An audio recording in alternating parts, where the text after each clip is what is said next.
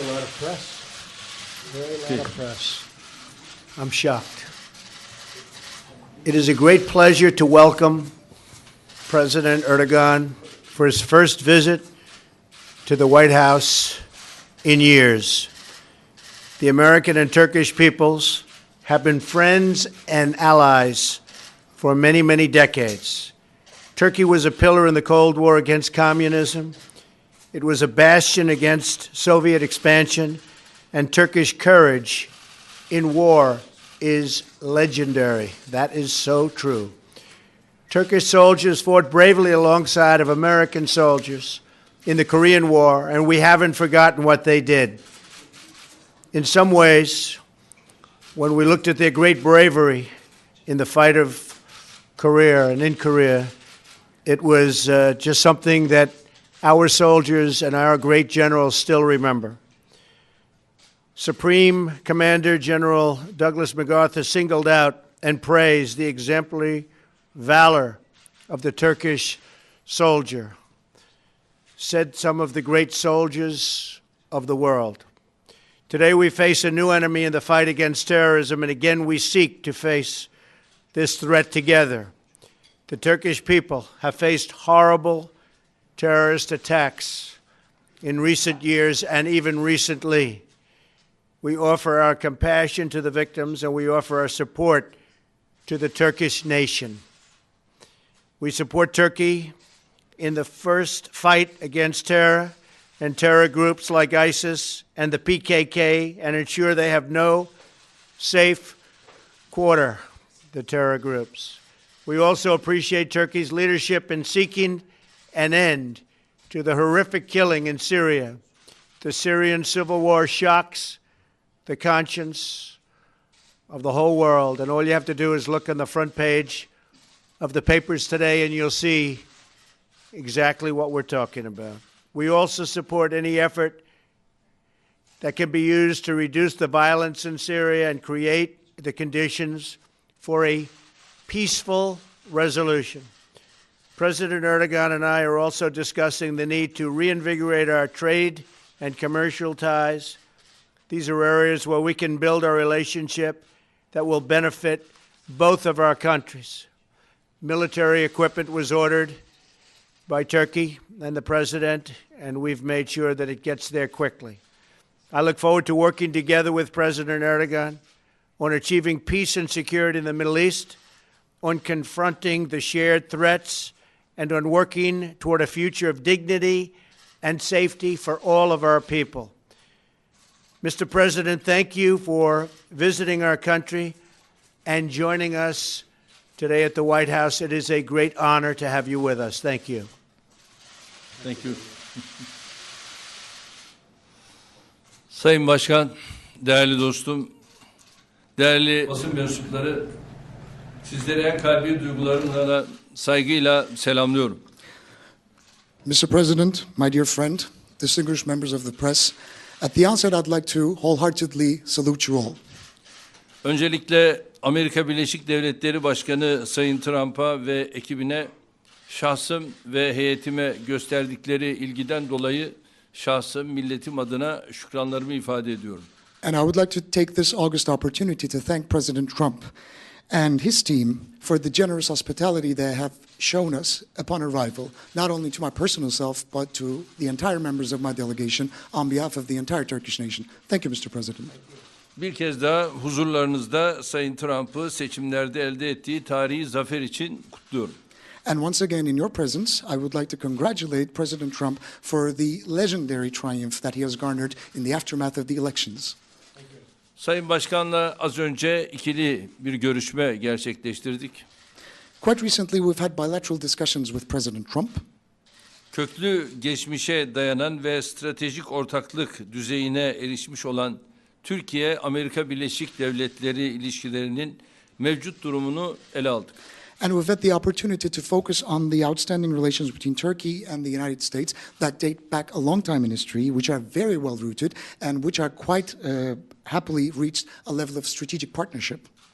Türkiye ile Amerika arasındaki bağlar demokratik değerler ve müşterek menfaatler temelinde gelişmiştir. The relations between Turkey and the United States have been erected upon common democratic values and common interests. Aramızdaki ilişkileri güçlü tutmamız, karşılıklı çıkarlarımız yanında küresel barış ve istikrar için de önemlidir. Keeping our outstanding relations stronger than ever will be very important not only for our common interests, but also stability of the globe and peace around the world. Bölgemizin içinden geçtiği bu çalkantılı dönemde özellikle de iki ülkenin göstereceği yakın işbirliği her zamankinden çok daha büyük önem kazanmıştır. The close cooperation that the both of the countries shall demonstrate, especially in the region which is currently in turmoil, will be very important for the rest of the world. Esasen Amerika ile Birleşmiş Milletler, NATO ve G20 gibi kilit kuruluşlar içinde zaten yakın işbirliği içindeyiz. And primarily we are alongside by each other as Turkey and the United States under the roof of the United Nations, NATO and the G20. Önümüzdeki süreçte bu platformlar başta olmak üzere her alanda diyalog ve dayanışmamızı daha da artırmanın kararındayız. We have been enjoying a close cooperation in all of these platforms, in all of these fora around the world, and in the future to come, we are going to focus on making sure that we're going to expand our close cooperation and build on the outstanding dialogue that we enjoy. Doğrusu ben bu ziyaretimizi bu bakımdan tarihi bir dönüm noktası teşkil edeceğine inanıyorum. We are determined to expand our relations, and I believe my current official visit to the United States will mark a historical turn of tide.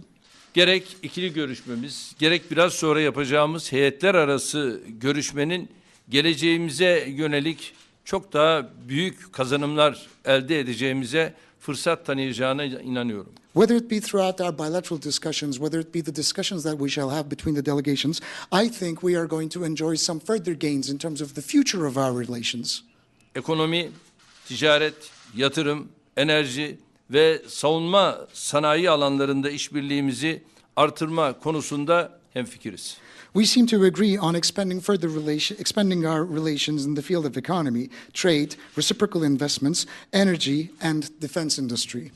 DAEŞ başta olmak üzere bölgemizdeki tüm terör örgütlerine karşı müşterek bir dayanışma ortaya koymamız büyük önem ifade etmektedir. It is going to be very important for us to forge a close solidarity and cooperation in the field of fighting terrorism, primarily with Daesh and all the other terrorist organizations in the region.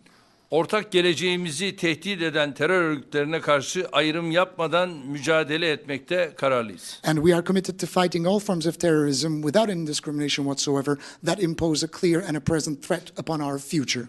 Bölgemizin geleceğinde terör örgütlerine yer yoktur. There is no place for the terrorist organizations in the future of our region. Özellikle YPG, PYD terör örgütünün hangi ülke tarafından olursa olsun muhatap olarak alınması bu konuda küresel düzeyde varılan mutabakata kesinlikle uygun değildir. Taking YPG and PYD in the region, taking them into consideration in the region will never be accepted, and it is going to be against a global agreement that we have reached. Aynı şekilde terör örgütlerinin faaliyetlerini bahane ederek bölgenin inanç ve etnik yapısını değiştirmek isteyenlere de izin vermemeliyiz. And we should never allow those groups to manipulate the religious structure and the ethnic structure of the region, making terrorism as a pretext or an excuse. Suriye, Irak, Yemen ve Libya'daki kaosu fırsata çevirmek isteyenler eninde sonunda kaybedeceklerdir. Those who are willing to turn the chaos in Syria, Iraq, Yemen and Libya are bound to lose eventually. İki müttefikin dayanışma ve yakın işbirliği eli kanlı cinayet şebekelerini bertaraf etmek için kafidir. They will never be able to turn that chaos in that part of the world into an opportunity, and the terrorist organizations with blood in their hands are bound to fail. Daha önce de ifade ettiğim gibi Sayın Başkan'a 15 Temmuz darbe girişiminin faili FETÖ terör örgütü konusundaki beklentilerimizi de açıkça ifade edeceğim. And as I have previously done so, I have been very frankly communicating our expectations with regard to the Fethullahist terrorist organization, which we have notified our friends of their involvement in the failed coup of July the 15th in Turkey. Suriye ve Irak'ta atabileceğimiz ortak adımları değerlendirdik. And we have taken into consideration the joint steps that we can take forward in Syria and Iraq. Tabii Sayın Trump'ın seçim zaferi Türkiye'nin de içinde bulunduğu bölgede yeni beklentilerin doğmasına, umutların filizlenmesine yol açmıştır.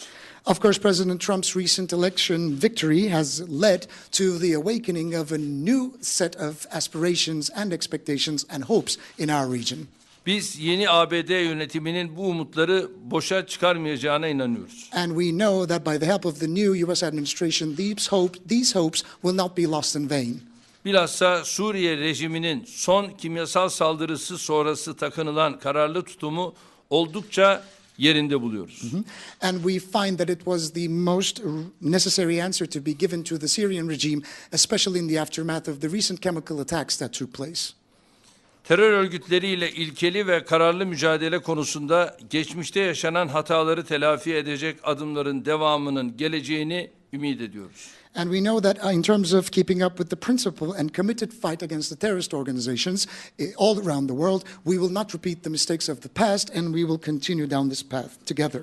Bölgesel istikrar ve güvenliğin temininde Türkiye, Amerika Birleşik Devletleri işbirliği çok önemlidir. In the restoration and the establishment of stability and security of the region in question, the alliance and the partnership and cooperation between the United States and Turkey is of vital importance. Sayın Trump ile istişarelerimizi yoğunlaştırma, işbirliğimizi bundan sonra da kararlı bir şekilde devam ettirmenin inanıyorum ki kararlılığı içindeyiz. I hope and pray that both of us will be committed to expanding further our cooperation in the future, along with consulting each other more frequently. Bugün temelleri atılan yeni dönemin ülkelerimiz açısından hayırlara vesile olmasını diliyorum.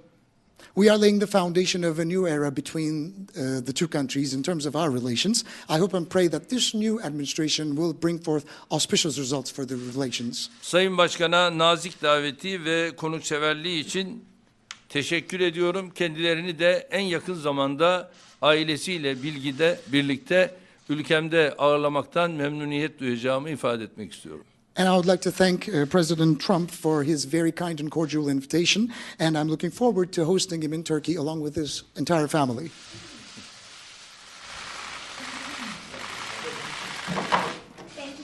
Thank you all very much. Appreciate it. We're going to go to meetings now.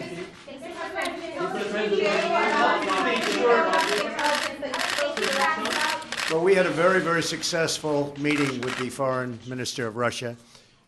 Our fight is against ISIS. As General McMaster said, I thought he said, and I know he feels, that we had actually a great meeting with the foreign ministers. So we're going to have a lot of great success over the next coming years, and we want to get as many to help fight terrorism as possible.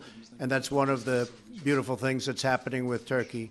The relationship that we have together will be unbeatable. So thank you all very much. I appreciate it. We're going to meetings right now. Thank you.